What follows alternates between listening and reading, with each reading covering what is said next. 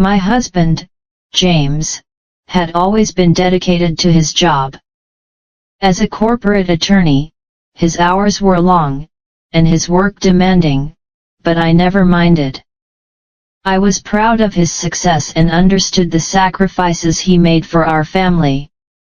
However, I never imagined that his dedication to work would ultimately lead to the unraveling of our marriage.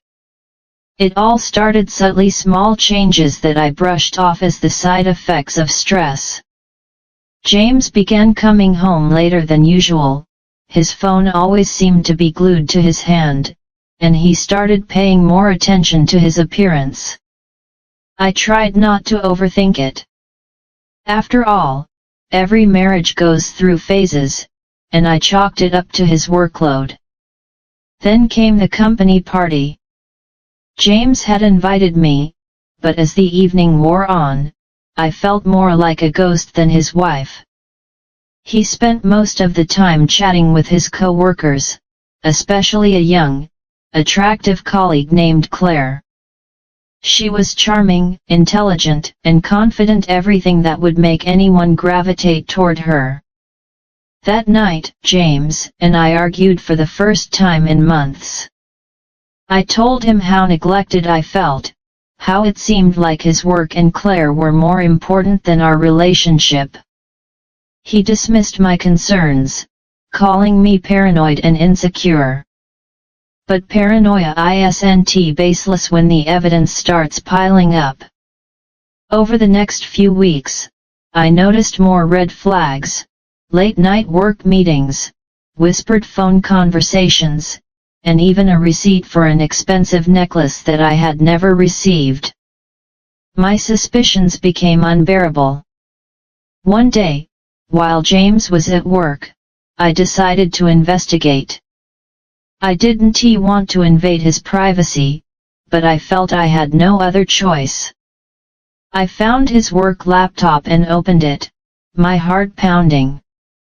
The moment I read the emails between James and Claire, my worst fears were confirmed. They weren't just colleagues, they were lovers.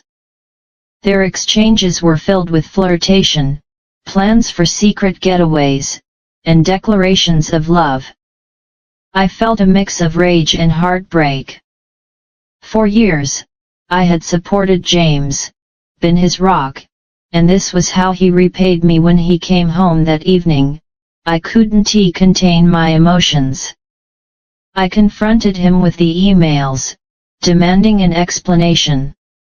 At first, he denied everything, accusing me of invading his privacy and overreacting. But as I read aloud from their messages, his facade crumbled. He admitted to the affair but tried to downplay its significance. It didn't mean anything, he said. It was a mistake. A mistake. Mistakes don't last for months. Mistakes don't involve lying to your spouse and betraying their trust.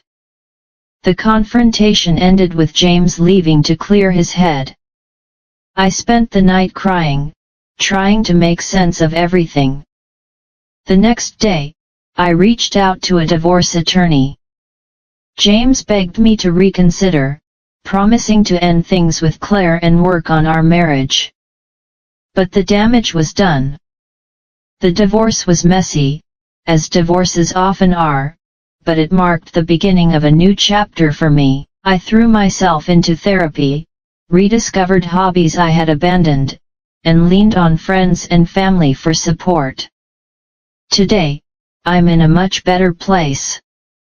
The pain of James's betrayal still lingers, but I've learned to trust myself again. And while I wouldn't wish my experience on anyone, it taught me a valuable lesson: self-respect is non-negotiable, and no relationship is worth sacrificing it for.